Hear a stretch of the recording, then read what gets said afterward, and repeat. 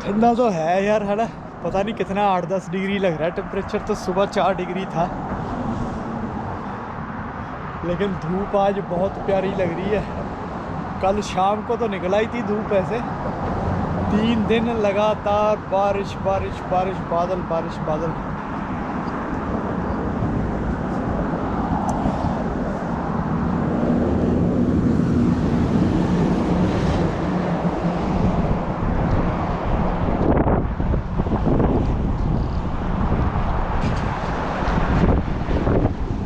अरे यार तू भी हो जा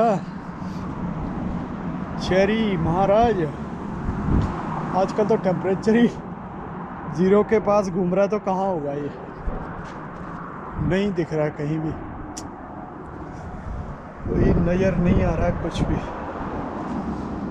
होने के आसार दिखाई नहीं दे रहे। चलिए, चाबी कहाँ गई? ये रही। कितना है टेम्परेचर? अभी तो 11 डिग्री शो कर रहा है। बट हाँ, एक ना यहाँ पे मैंने ये देखा है कि खासकर जो पेरेंट्स है ना, वो यहाँ पे आके थोड़ा सा वरीड रहते हैं बच्चों के लिए। खासकर जो यंग है ना लोग, यंग पेरेंट्स आते हैं इंडिया से, वो काफ़ी वरीड रहते हैं उनके बच्चों के फ्यूचर के बारे में, उनके संस्कारों से रिलेटेड। क्योंकि यहाँ पे अब सारा कुछ संस्कारों के नाम पे कुछ भी नहीं है। सेल्फ डिसिप्लिन संस्कारों में सिखाया जाता है, उसी को संस्कार कहते हैं, मतलब अच्छे संस्कार है ना। सेल्फ डिसिप्लिन उसी में होता है कि आप गलत काम ना कुछ करो समाज के दृष्टिकोण से। समाज का दृष्टिकोण क्या है? जो कानून व्यवस्था होती है सरकारों की, वो क्या है? वो भी तो यही है ना। भी आपने समाज के हिसाब से कि स्मूथली सारा कुछ आप आपस में प्रेम सद्भावना से के साथ पूरा समाज रहे, पूरे सिस्टम चलते रहे, तो वही समाज का दृष्टिकोण होता है, वही समाज होता है। तो उसके लिए जो संस्कार होते हैं वो एक सेल्फ डिसिप्लिन का काम करते हैं। यानी कि तुम्हें कोई कानून नहीं चाहिए, कोई वो नहीं चाहिए, अपने आप बंदा सही रास्ते पे चलता जाता है। तो उस हिसाब से, क्योंकि जो नैतिक मूल्य हैं वो इन देशों ने ख़त्म कर दिए। वो मतलब इन्होंने इस तरह से बना दिया कि वो कुछ भी नहीं होते, और जहाँ पे उनको चाहिए वहाँ डंडा उन्होंने कानून का रखा हुआ है। बस वही कई बार कहता हूँ ना मैं, प्रिवेंशन इज़ बेटर देन। तो ये कहते हैं ना, प्रिवेंशन ना करो, अभी तुम मौका दो उल्टे काम करने का, गलत काम करने का, और उसके बाद कानून का डंडा सिर पे उनके ठोको। नैतिक मूल्य अंदर ना हो बस, चाहे, लेकिन कानून का डर जरूर हो। वो इसलिए कि जो हम जैसे जो ईस्टर्न वर्ल्ड है, भारत भी उसमें आता है, तो वो उनके संस्कार सेल्फ डिसिप्लिन वाले हैं। तो जो बच्चे होते हैं ना, एक एज होती है जो ये टीन एज जिसको कहते हैं, तो उसमें ये होते हैं थोड़े मतलब बिल्कुल आज़ादी पसंद। उनको नैतिक मूल्यों की, हालांकि अंदर से अगर संस्कार है तो अंदर से तो सोच होती है एक नैतिक मूल्यों की, लेकिन कई बार उनको ये होता है कि यार एक्सप्लोर करो भी, मतलब कहते हैं ना परिंदा बन के घूमो। तो वो चीज़ें वो करती है, उनको स्ट्राइक करती है उनके माइंड पे। तो वो उस तरह से रहना चाहते हैं, जीना चाहते हैं। और संस्कार अगर हम अच्छे से उनको सिखा रहे हैं उसी एज में, तो वो सेल्फ डिसिप्लिन उनकी पूरी लाइफ चलती है, अच्छे से लाइफ चलती है, और उनके खुद के फिजिकल और मेंटल, मतलब दोनों के स्वास्थ्य के लिए बेस्ट वो लाइफ होती है, बेस्ट समय होता है वो। अब इस पे मैं जो चलिए चलते चलते बात करते हैं ताकि मैं भी टाइम से पहुंच जाऊं। तो ये चीज़ें इन्होंने इसलिए कि भी वो ये यूथ को अट्रैक्ट करे, एक वो बनाए कि मतलब एक इमेज, एक धारणा ऐसे बनाए कि यहाँ पे तो पूरी आज़ादी है, खुली छूट है, और हर बात पे ये इस चीज़ का डंका भी पीटते रहते हैं कि यहाँ पे फ्रीडम ऑफ स्पीच है, आज़ादी है हर तरह की, मतलब हर तरह की आज़ादी के साथ साथ स्पीच की भी आज़ादी है। तो देखा होगा कि लोग जो है, अगर तुम्हारे जैसे ईस्टर्न कंट्रीज़ को, भारत जैसे देशों को, जो डेवलपिंग वर्ल्ड है, जिनकी आबादी इतनी है, जहाँ से इनको चीप वर्कफोर्स और पढ़ी लिखी वर्कफोर्स मिल जाती है, उस मतलब उनको वैसे ही रखने के लिए अगर सभी के सभी जो अपने देशों में ही समृद्ध हो गए और खुशहाल हो गए तो कौन आएगा इन देशों में।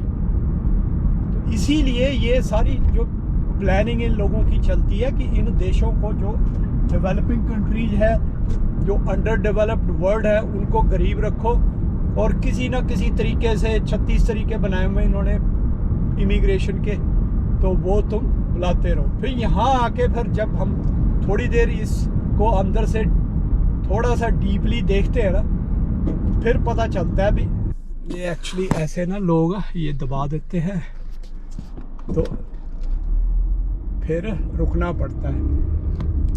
तो मैंने देखा अचानक लाइट दब गई, ये कहाँ से, मैं क्या लाइटें ऑन होगी भाई, तब देखा लेडी डॉगी के साथ अपने क्रॉस करने लगी, तो इसलिए ब्रेक लगानी पड़ी। तो ऐसे है दोस्तों, है ना। तो मैं ये कह रहा था कि तो ये उस पॉपुलेशन को अट्रैक्ट करते हैं, ये ईस्टर्न वर्ल्ड है जो, वो वहाँ पे क्या है, परिवार को इम्पोर्टेंस देते हैं, बच्चों को इम्पोर्टेंस देते हैं, क्योंकि सभी जो है वो बच्चों के लिए ही। मैंने बताया कि ये एक पहले भी वीडियो में कि जब हम गृहस्थ जीवन में प्रवेश करने लगता है तो वो वहीं से तैयारी कर लेता है, वो बच्चों के आगे कैसे उनकी एजुकेशन होनी चाहिए, मतलब किस तरह से आगे उनका फ्यूचर को शेप करने की वहीं से प्लानिंग शुरू हो जाती है। वो इम्पोर्टेंस है, इसीलिए इन्होंने उस सेगमेंट को टारगेट करते हैं, ये जो ये 15-20 साल का जो एज ग्रुप है ना, उसको टारगेट करते हैं। अब उसको टारगेट करने के लिए ये नहीं है कि दूसरा इसमें अट्रैक्ट नहीं होता, उस सेगमेंट के लिए ज़्यादा अट्रैक्शन है कि आज़ादी के नाम पे, फ्रीडम के नाम पे। इसलिए बस दुनिया जो है इकट्ठे कर कर के पैसे, और फिर यहाँ पे उन पैसों को उड़ा के फिर यहाँ पे पहुँच जाते हैं, और बाद में दिखाई देता है कि यहाँ ये तो सब नकली है सब कुछ। और नकली तो ठीक है, लेकिन ये पूरी जो है पृथ्वी के नुकसान की इनकी जो एक वो होती है ना प्लानिंग सी, जो वो पृथ्वी को नुकसान पहुंचाने की प्लानिंग चलती है। लेकिन क्योंकि इनके अब सिस्टम ही ऐसे बन गए, इसके बिना इनका गुजारा ही नहीं है। अब यहाँ पे आप ये लगाओ कि जो विंटर्स है, चलो समर्स तो फिर भी बढ़िया रहती है ना, समर्स तो हमारी विंटर के जैसी हो जाती है इंडिया की, लेकिन विंटर्स में यहाँ पे सर्वाइवल क्या है, आसान है, सर्वाइव कर सकते हो आप बिना जो फैसिलिटीज़, जो टेक्नोलॉजी यहाँ पे जिसकी वजह से ये सारी एग्जिस्टेंस है इनकी वो चल रही है, तो ये बिना उसके पॉसिबल है क्या? नहीं है। लेकिन क्या है कि ये हमारे जैसे लोग यहाँ पे जो इन्होंने लेबर इंपोर्ट करी हुई है पूरी दुनिया से, उनके सिर पे काम चल रहा है, इनको पैसे पता नहीं क्या। मुझे तो वही मैं कई बार सोचता हूँ यार, क्या है ना, देख लो कि सिर्फ पैसे के लिए चंद लोग, जो ये छिपी हुई शक्तियाँ हैं ना अंदर दुनिया के अंदर, जो दुनिया को नचा रही हैं, दुनिया के अंदर ये सारे उल्टे सीधे खेल खेल रही है। सिर्फ एक इन्होंने फंडा जो है वो अपना आगे फैला दिया, कौन सा, कई मटीरियलिज्म वाला, चमक दमक वाला, उसी के पीछे अब सारी दुनिया लगी हुई है और कोई सोचने को तैयार नहीं है।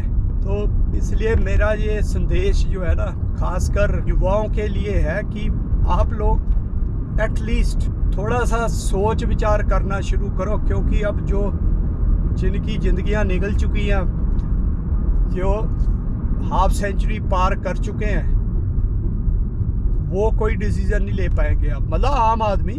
बाकी राजनीति में तो खैर हाफ सेंचुरी वाले ही ज़्यादा और उसके पार वाले ही बैठे हुए हैं, लेकिन आम जो लोग हैं जिन्होंने डिसीजन लेने हैं वो युवा ही है, युवा शक्ति ही है जो कुछ सोच सकती है, और आगे आने वाले टाइम में जो डिसीजन मेकिंग कैपेसिटी पे वो जब जाएंगे तो डेफिनेटली वो अगर थोड़ा सा इस बारे में सोच विचार करते हुए जाएंगे तो ज़रूर ऐसे कदम उठाएंगे जिससे पृथ्वी भी बच सकती है, और मानव जाति के साथ साथ सभी जीव जंतु प्राणी मात्र, इसी को तो अब देखो, ये जो मैं बताता रहता हूँ कि हिंदू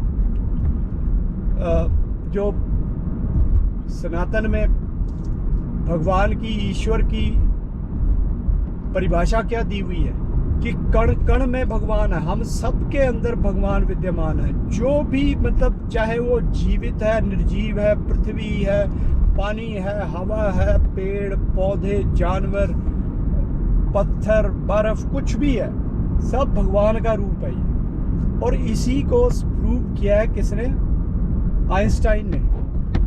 तो खासकर युवा जो है ना, इस बात को अंडरस्टैंड कर सकते हैं हमारे इस जब अगर उनको इसको जैसे कहते हैं ना कि भी उसके साथ जोड़ के देखा जाए, ये आइंस्टाइन वाले साइंटिफिक जो, क्योंकि आइंस्टाइन को तो सारी दुनिया ही मानती है ना। अब उसने ये चीज़ कहाँ से ली आइंस्टाइन ने, उसको छोड़ो, लेकिन सिंपली ये उसके साथ हम इसको जब कनेक्ट करते हैं, हम इस हमारी जो सनातन की, हमें तो ये समझाना अपनी पीढ़ियों को अपने कि भाई ये लोग अगर सीख सकते हैं तो हम क्यों नहीं सीख सकते अपने सनातन के ज्ञान को। मैं कह रहा हूँ इनकी जितनी भी डिस्कवरियाँ, इनकी जितनी भी खोजें हैं ना, ये हजारों साल पहले भारतीयों ने करके रखी हुई हैं। सिर्फ क्या है, हमारे चमक दमक नहीं थी, इसलिए हमको लगता है कि वो तो क्या गंवार से होते थे, बैकवर्ड से होते, वही है ना, उनको बैकवर्ड कहा जाता है। लेकिन वो जो मैं बात कहता हूँ ना आजकल की, ये चमक दमक ही दुनिया को डुबोने वाली है, तो ये चीज़ उनको भी पता थी उस टाइम पे। ये दुनिया जो है ये चमक दमक दिखाती है, ये पृथ्वी को नष्ट करने वाली चीज़ें हैं। इसलिए जो हमारे जो सनातनी साइंटिस्ट थे, ऋषि मुनि थे, उन्होंने इनको बिल्कुल प्रोत्साहित नहीं किया इसको, बल्कि मानवता का दुश्मन कहा है, संसार का दुश्मन कहा है। तो इसलिए क्या है कि ये चीज़ें हमें थोड़ा सोच विचार, हमारी यंग जनरेशन है, इस तरह से इन्हें हमको बताना भी चाहिए। ये E=mc² वाला फार्मूला जो आइंस्टाइन का, उस पर गौर करना चाहिए कि वही तो हम सनातन ने कहा है, तो वही इस फार्मूले का मतलब है E=mc² वाला। ये सिर्फ वो नहीं है, इसको अंडरस्टैंड करो ना। लोग इसको, जो सनातन के विरोधियों ने तो कहना ही है, वो जोड़ देते हैं, ऐसे ही जोड़ देते हैं, ऐसे नहीं जोड़ देते हैं। आइंस्टाइन ने सनातन का मतलब बहुत अच्छे से अध्ययन किया, सनातन के स्क्रिप्चर्स का। कोई बोले, कुछ भी बोले, ठीक है, तो हमें बैकफुट पे आने की ज़रूरत नहीं है। मैं कह रहा हूँ नहीं भी लिया उसने, चीज़ तो वही है ना। खुद अंडरस्टैंड करके देखा ना, हम एनालाइज करके देखें ना, चीज़ तो वही है ना जो हमारे स्क्रिप्चर्स ने कहा भगवान के बारे में, ईश्वर के बारे में, तो वही आइंस्टाइन कह रहा है। यानी कि साइंस, जो आज की साइंस है, जिसको तुम मान रहे हो, जो दूसरे लोग मानते हैं, जो उन्हीं की साइंस प्रूव कर रही है भाई। ये चीज़ें बच्चों को और युवाओं को खासकर समझानी चाहिए, बतानी चाहिए।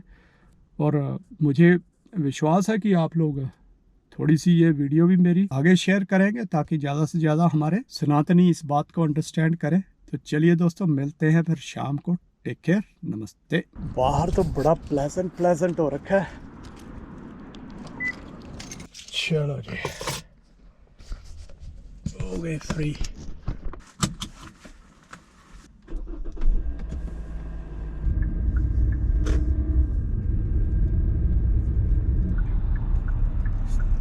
लगी हुई है दुनिया भागने दौड़ने, परिवार से कट ऑफ, समाज से कट ऑफ, सिर्फ पैसे की मशीन बन के डॉलर कमाने के चक्कर में बस ये मन में बिठाया होता है ना भी हाँ भी डॉलर कमाने।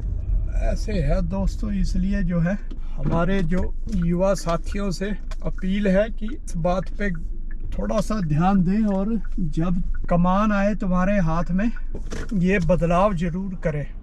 चलिए दोस्तों, मिलते हैं फिर। नमस्ते, शुभ रात्रि।